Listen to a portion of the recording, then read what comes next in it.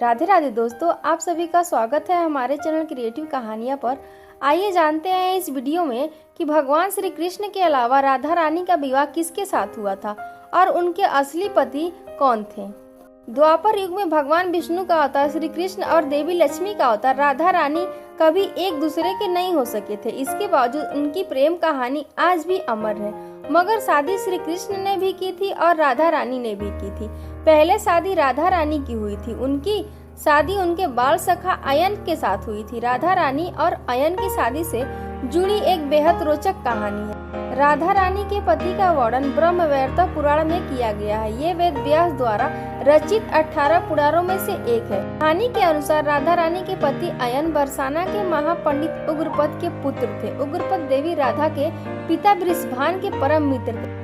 किसी यज्ञ के दौरान वृषभान का सहयोग करने के कारण उग्रपद को यह वर प्राप्त था कि वह जीवन में एक बार वृषभान से जो भी मांगेंगे वह उन्हें मिल जाएगा। अपने इस वर का प्रयोग करके महापंडित उग्रपद ने राधा रानी और श्री कृष्ण की शादी को रुकवाकर राजा वृषभान से राधा रानी का हाथ अपने पुत्र अयन के लिए मांगा था। अयन राधा रानी से बचपन से ही विवाह करना चाहता था। उसके मन में बरसाना का भावी राजा बनने का लालच था।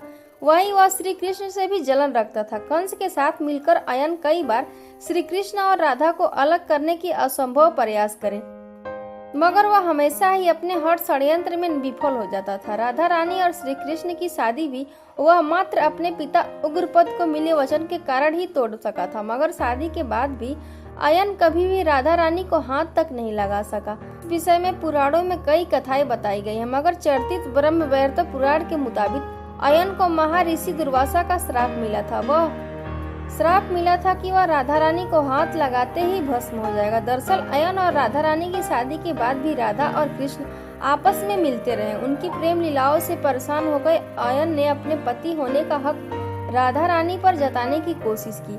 अयन छल से राधा रानी को एक ऐसा फल खिलाना चाहता था जिससे राधा रानी को अपने वश में कर वह उनके साथ रह सके, मगर वह ऐसा नहीं कर पाया। उससे पहले ही ऋषि दुर्वासा ने अयन को श्राप दे दिया कि वह जिस नियत राधा रानी को फल खिलाने जा रहा था वह उस नियत से अगर कभी भी राधा रानी को हाथ लगाने का प्रयास करेगा तो वह भस्म हो जाएगा।